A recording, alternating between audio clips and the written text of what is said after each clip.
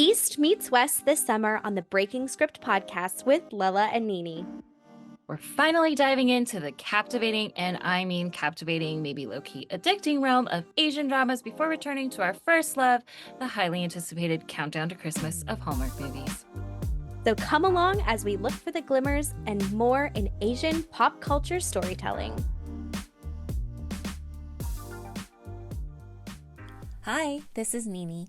If you're new here, the Breaking Script podcast is hosted by sister-in-laws on a mission to spread joy and glimmers, which are the opposite of triggers, while offering ways to open your windows of tolerance through watching Hallmark movies, and Asian dramas and shows have officially kicked off for AAPI May.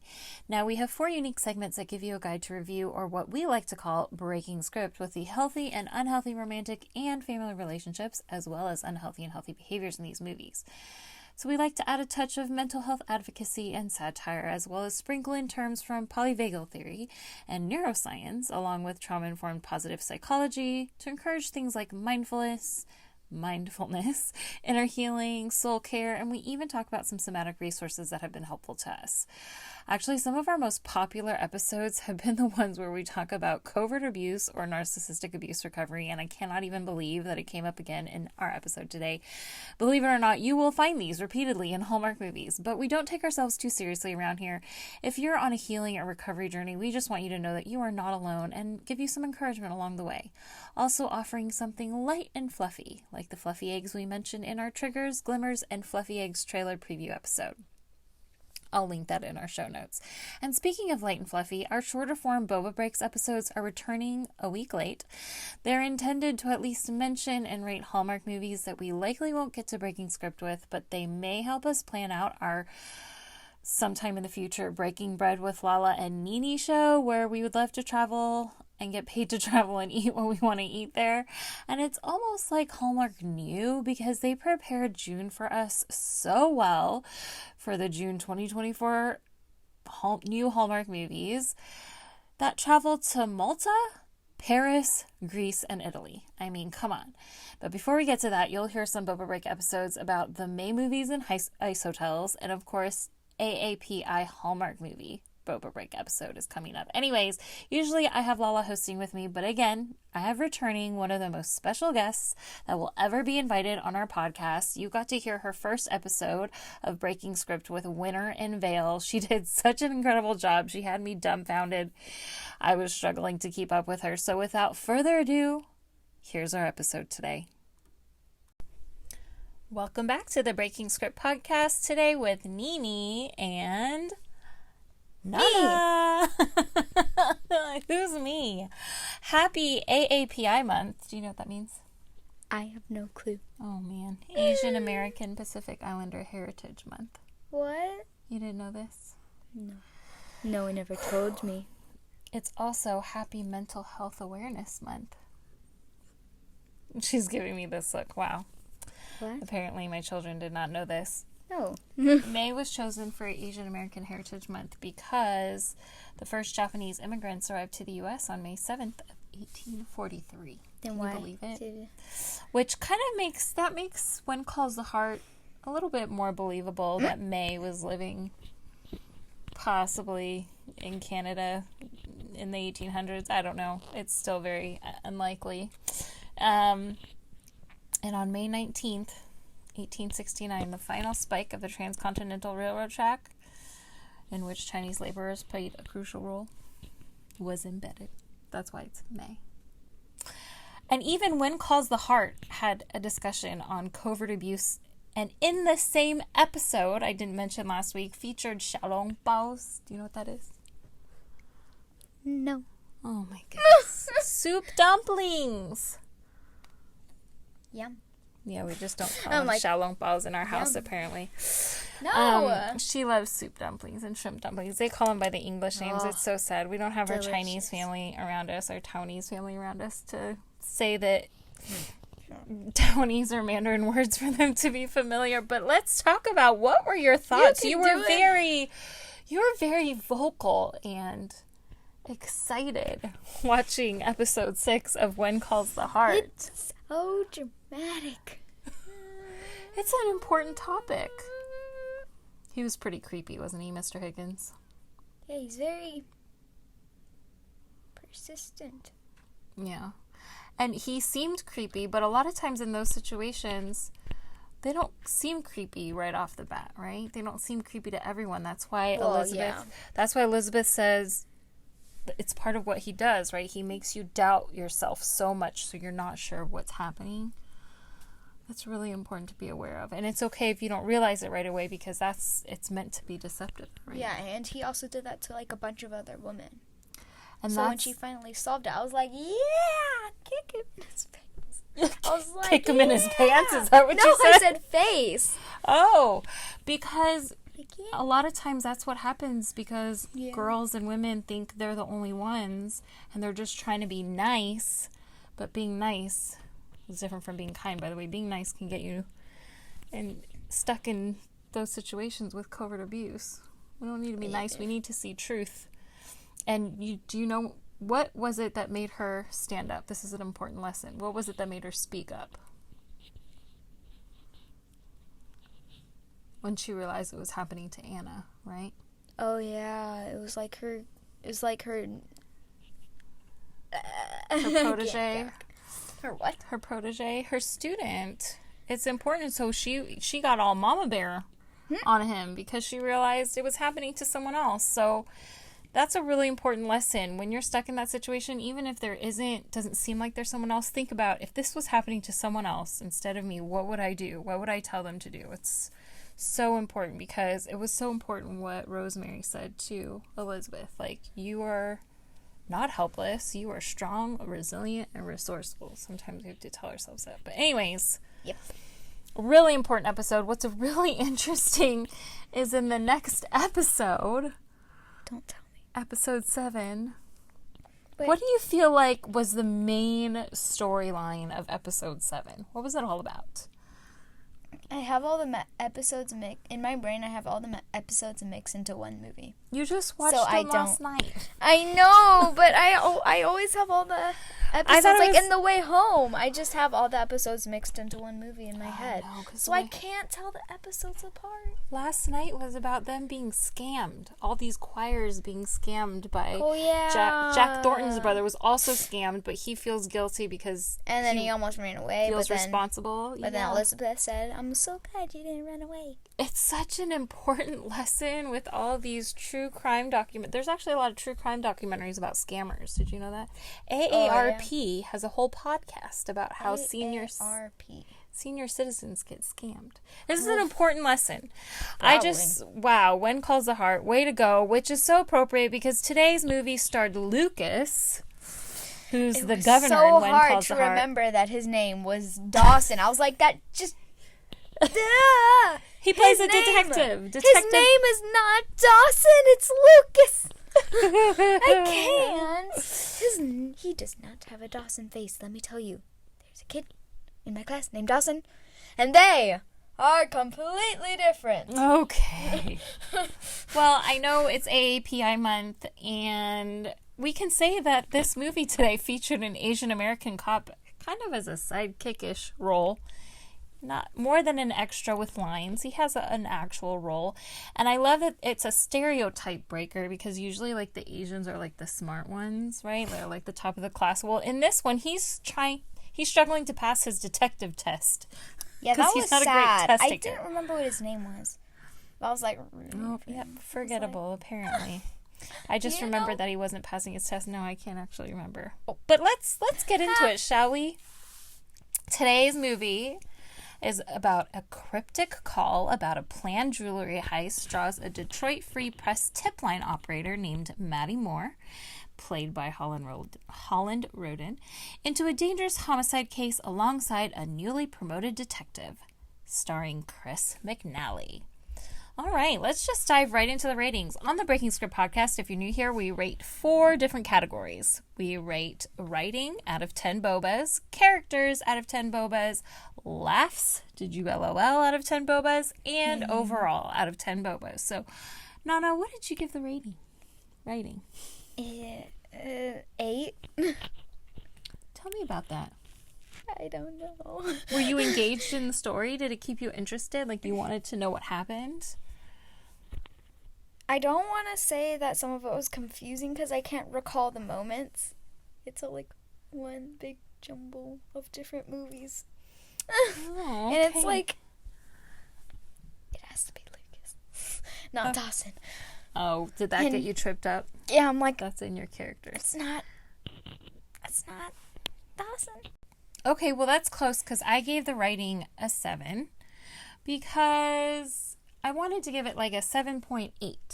Because have you watched do you remember any other Hallmark mystery movies? Yeah, Hannah Swenson. The baker. Swenson. So how would you compare the writing and the storyline of this movie to Hannah Swenson? Hannah Swenson was much more memorable. Really? I think it's because you were tripped up. Let's talk about the characters. What did you rate the characters? I rated it a 7. Oh, very good. Because I felt like there were a lot of people. There were a lot of characters. Do you feel like they did? But I felt like they did a great job developing the characters. Yeah, they all did a really, they all played a role, but it's just a lot of names and just so many people have to be, like, involved. Well, I felt like the writing and the characters in this storyline were better than Hannah Swenson mysteries. I'm sorry. No offense. Love you, Allison Sweeney. Because it's just more likely that you have a Tipline operator helping a detective than a baker or a caterer helping a detective. Yeah, that's true. And there was a lot more character development. She's been involved with the police, I think, a couple times, because that wasn't the first Hannah Swenson mystery, right? No, there's been a lot. There's been like 9. Yeah. But it's just strange. Yeah. For a baker. Like, it makes sense for a Tipline operator. Like, Yeah. I think judging, we'll talk about this in overall, but for laughs, what did you rate it? I got laughs a 9. Ooh. I thought it was pretty funny, or 8 and 9. I thought it was really funny. A lot more funny moments than Hannah Swenson, huh? Definitely. Yeah. They put a lot of comedy. I put so much in our next segment. Oh, we got so many memories. I gave it a 7.6 because I felt like it's a lot funnier. My 7s are higher than your 7s. Because if you listen to how Aunt Lala and I rate our Hallmark movies, you'll know that 7s for me are pretty high. Because this wasn't your standard, like, middle of the road, like, oh, it's a cozy Hallmark mystery. This was, like, a little bit above most Hallmark mysteries for me. Like, it's actually, most of these should be 7.8s. This is very close to an 8 for me. That's a high score for us. So, laughs, I felt like they put a lot of humor in it. Did I personally LOL out loud? No. I didn't. Sometimes I laughed out loud. I was like... Yeah, I heard you. But in my mind, I was like... I love it. This was better. I have to say, this was better than the average Hallmark mystery. What is about this? Overall? Smacking the pen. Overall, 8. Okay. I gave it a 7.8. Like I said, most of mine were 7. It was better than the average.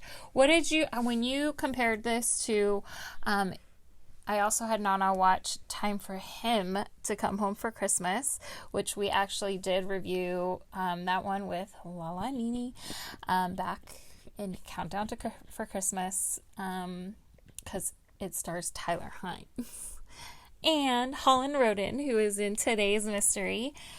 But that was also on the Hallmark Mystery Channel. What did you think of that movie compared to this one? Which one did you like better? It's tough, huh? I'm trying to recall the storyline from the other movie. Oh, my. Because I just read my notes. Your brother actually really enjoyed Time for Him to Come Home for Christmas because it kept him engaged. That. What?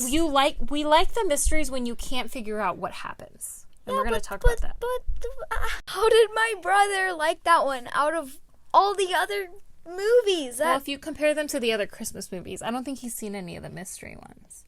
So he really enjoyed it because it kept him engaged. Okay, let's move on. We got to dive into these segments. Our first of 4 segments is Aipu Ai. It's to love or not to love. What's love got to do with it? It's Glimmers and what we love, breaking down the romantic and family relationships. What do you got here? Go ahead. I have a lot. So in the beginning when Grazers was at his retirement party and he started acting like he was like crazy and mad and he was talking about how good the hot sauce is Yes. And Dawson was trying to have, like, a legitimate conversation with him. He's like, have you tried the hot sauce? It's delicious. And there was a cake at his retirement party and had his face on it. And he said, I'm going to go get some cake. And then he took the entire cake and walked away. I was like, why? This is Nana's appreciation of this style of humor. And then Maddie talked to Dawson just when they were talking about, like, the heart problems and the, like, signs about heart problems. Oh. And they were talking about the creased ear. And then she leaned into him, like, leaned forward, looked at his ear and said, you need to up your cardio. He's like, my heart is, he was, like, frightened for a moment. He's like, and then he's like, and she cracked a smile, and he's like, my heart is perfectly fine. And then the Asian cop. Yes, this, I gotta say, this was at the end of the movie.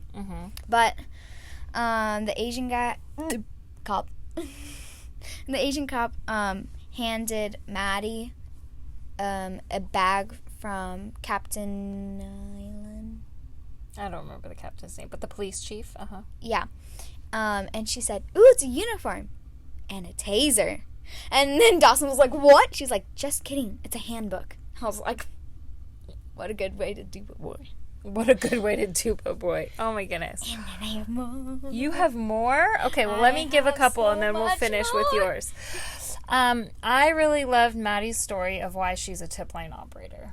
Like, I love that this was comedic, but then they had real moments to develop the characters of how it gave us content to talk about, because she was describing to Detective Dawson Beeks about how she has PTSD from one event, right? Oh, yeah. And so, I can't remember. Do you remember what happened? Oh, because she worked at a bar, and there was a shooting at a bar. And I love the way that Detective Beeks was very patient and held space for her, even though he's a cop and he's probably seen a lot. But he listened. You have that in here too? Yeah, except not in this segment. Oh. Okay, can't wait. Somewhere. Okay, can't wait to see what segment you put it in. But that was a glimmer for me. I love that because Detective Dawson Beeks really listened to Maddie's story, and she did something positive with it. She became a tip line operator because it was the tip line that got the tip to catch the shooter 3 years later. And her nightmares didn't stop till 3 years later. Now, that doesn't always happen for people with PTSD. You can get treatment for PTSD with different trauma therapies, but did you know that there's also complex PTSD, which isn't a clinical diagnosis in the DSM, but it's very real.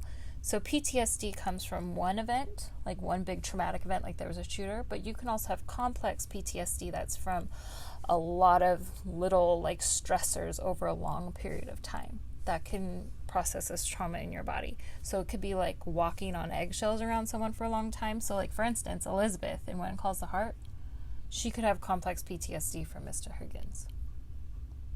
Yeah, these are really important lessons. See, you can... Because it was like over years, like when she was in college. Exactly. Teacher's college. And he, you can have CPTSD. These are really important lessons.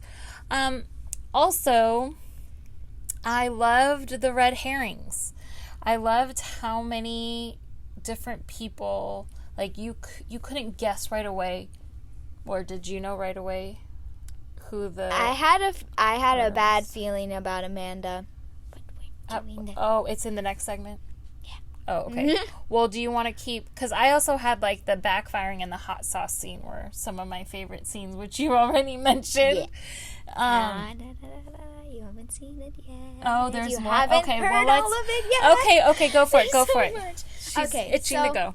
As a small part was when Captain Island made Maddie a temporary detective, and she kept squealing and thanking her, and she was like, and she kept doing that. Okay, you know what though?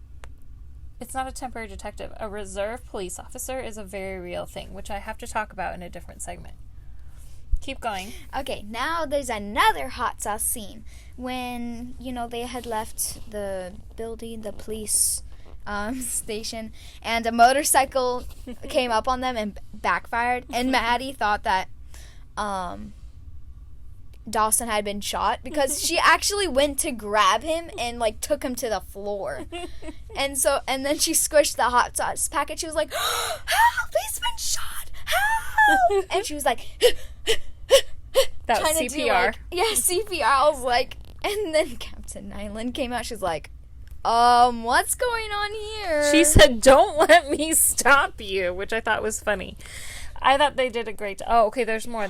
She's very eager. So yeah, I guess it is in here.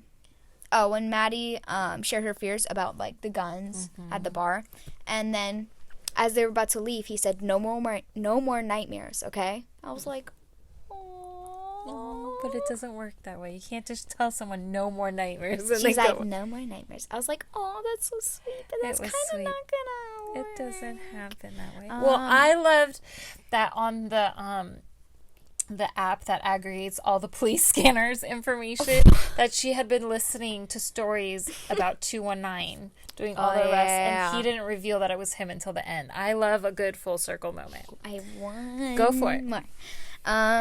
So when they walked into the jewelry shop,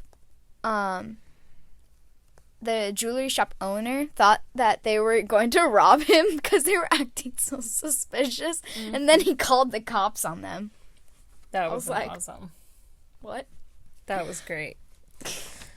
Okay, well, let's move on then to the Don't Go Chasing Waterfalls, where we talk about unhealthy behaviors and coping mechanisms. All right, mini-me. So, in the beginning, Toby was, against Dawson when Dawson was trying to help, but Dawson was kind of being pushy, because when he said, you need to get new friends. He was looking out for him. Yeah. Because that's really important. You know that if your friends are criminals and they're in process of committing a crime and you're just with them, you're going to get arrested with them. Yeah. Okay. He was trying to help him. Yeah. But but I don't know. I should have put this in the last segment. What's love got to do with it? You had my funny moments. Segment. Go ahead. Artie and Cheryl. The neighbors with the cats. The cat crime. Oh my goodness, yes. The cat crime people were hilarious. He's like, and then she said, well, why are you digging in my garbage can? Because he found 2 cat collars in the garbage. He's like, because you stole Simba. And she was like, oh. That was a glimmer for me that the cat's name was Simba, because I had a friend in high school whose cat's name was Timon. So all these Lion King named cats. I love it. I only had 2 here, so very brief. Obviously, an unhealthy behavior or coping mechanism is when you don't have money that you resort to stealing from jewelry stores. I thought that was a pretty big jump, considering she didn't seem like she had any criminal past. But what's worse, you can't compare. I don't know what's worse, of resorting to stealing from jewelry stores is then framing a new boyfriend who's clearly vulnerable because he's been arrested before and trying to get on the straight and narrow, and you even helped him get a job so you seem like a good guy, but then you actually framed him. Yeah, so she could steal that medicine. Diabolical. Yeah. I mean, in a way, I kind of felt bad for her. I mean, at the end of the movie, Maddie and Dawson even said it. They felt bad for her. Yeah, they felt a little sorry for her. Yeah, but that's criminals always, not always, but mostly have reasons. It's not, you feel pity, yes. Okay, do you have anything else here? Actually, I don't know why I wrote this down in this segment, but I don't know which segment this will go in. Okay. But Dawson actually pointed out at one point that, after they were talking about how sorry they felt for her, he said, you can come across sociopaths, psychopaths, narcissists, but most of the time it's everyday people who lose their way. And it's I was like, that was a really good line. I didn't even I know, pull that that. was really I remembered good. That line. I didn't even have it down. It's true. So it's so true. But you know what? Everyday people become narcissists, sociopaths, and psychopaths. It's after time. It's choice. It's very unfortunate. Because they get into these situations that they feel like they can't get out of so they feel like they have to do a certain thing to get rid of it. Yeah, it's Or deep to help shame. solve it. It usually comes from deep shame, huh? Yeah. And guilt. Whew. Well, they don't have it. That's the issue. So they shut off their yeah. brain from feeling it. Okay. Well, our next segment of I Grew Away with the Poodles Already is usually where we talk about plot holes, continuity issues, the wait, what? And what we didn't like. I don't have a lot here. Do you have a lot?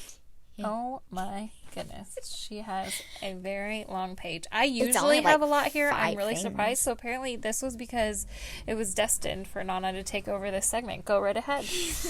So, well, I guess this isn't really, I don't know why I wrote this down and put in this segment. There's some things that I kind of just like wrote down while I was watching it. But I didn't like the part when Dawson handcuffed Maddie when they like first met. I was like, unhandcuff her. She literally recorded the phone call for you. I was like, I mean, it was kind of illegal. Yeah, it was kind of illegal, but still. Uh-huh. And she was taking pictures of this stuff inside the store. But, she was still helping him.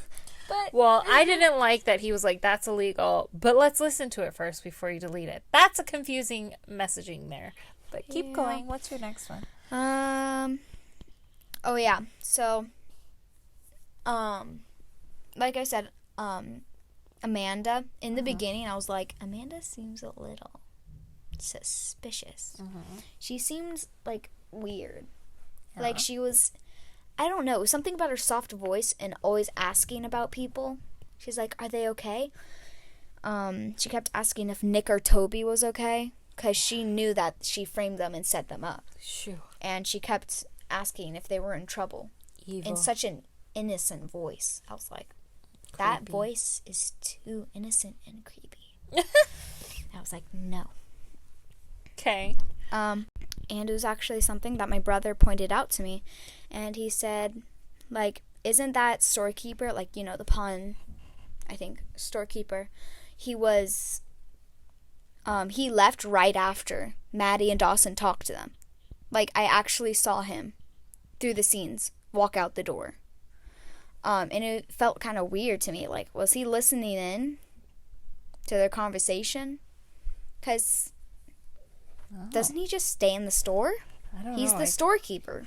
I totally missed that. Very good eye. Good eye. Anything else? I think I have. Oh. So when Maddie went to the warehouse, I was like, okay, so she didn't have a weapon. Like, she walked in there blind. Yeah. Like, grab your shoe. Grab your shoe. You have a high heel. Grab your shoe. Anything. The tennis racket that was next to your head that you pushed away to get to that little box. Good and eye. I was like, okay. just grab something. I was like, either someone's going to shoot you or someone's going to tackle you. And Amanda tackled her. Good instincts. Good instincts. Oh yeah, in the end of the movie, Maddie finds a small white kitten and names it Detective Possum. Yes, Detective Possum Beaks. That was I love so that. cute. So but adorable. is that kitten one of Cheryl's cats? Because I saw that cat in another scene and she didn't even notice it. And Cheryl actually said that she valued her cats over her husband, and that's why her husband left her. Oh, we should have put that in the last segments of Don't Go Chasing Waterfalls. She loved the cats way more than her husband. He even told her so. Hilarious. I was like, oh man, you must really like your cats. Mm-hmm. All done? Yep. Okay. Let's move on to our last and final segment. Well, actually, did I say mine? My only thing was with plot holes is it takes training to be a reserve officer. You don't just be like, the captain isn't just like, oh, you're a reserve officer. And then I think she was just trying to get back on Dawson. No, well, she was also trying to please that whatever who said, last time you got a tip, somebody got murdered. Oh, remember? yeah. So, I remember, but yeah. you have to go through training. You can't just like all of a sudden be in on an investigation and also be until she was untrained. I think in some cases reserve officers cannot do arrests. So anyways, I thought that was interesting. I don't know exactly about that. Oh my. I forgot. This face, there's another one. I forgot. This is in the first segment, and Okay, I can't another believe Glimmer. I forgot to write it down. Okay. Oh no, I forgot. Keep talking. Well, let's move on to the Jayo Paiting Happily Ever After, which is what we think happens after the movie and who we are rooting for. I say, so a lot of times with these Hallmark mysteries, there's a trilogy. So with these types, there's 3 movies, and then if they're really good, they'll have more, or if they're received well. I want 2 more. Do you want 2 more? I'd love to see what happens between Detective Beeks and Maddie. Because usually what happens is, like, they end up falling in love. But it takes them a long time in these mysteries. They don't happen right away. It's not your typical Hallmark, which I appreciate. Yes. I just want to say that they kissed very aggressively at the end. Who did? Maddie and Dawson. What are you talking about? They kissed very aggressively. No, they didn't. They didn't kiss at all. That was the other movie. Oh my goodness! That was the other movie. We're watching too many. You're talking about the Tyler Hynes movie. Woo! No. That was a psych for those of you that are like, what did you guys watch? We have a exclusive here on the Breaking Script podcast. Oopsie. Not. I want to know, does Ron get his boat? Ron the handyman, he had this like, oh yeah, I love boat sticker on his toolbox, but I thought it was very strange that he said that he's from Cleveland and that other crime was in Cleveland. Like, what were they trying to do? Was that another red herring that we might think that Ron was a part of it? I don't know. I hope that in the next episode we learn more about Detective Beeks, because we don't know anything about his background. Right? Did I miss anything? Yeah. No. And then they start to maybe flirt a little more or something. I don't know. That's all I want. Did you remember your biggest glimmer that you're so excited about? I didn't remember, but so you know, in typical Hallmark movies, Yes. it's kind of like for me, it's like I want to see how it ends. Like, I want there to be a second one, but then I don't. Why? Like, I don't want to see all the kissing and Oh. all the troubles and all the Conflicts? yeah, as The actual parents. story? Yeah, like the actual thing when they actually are married. Like, Oh. it's, yay, we're married, we have a baby.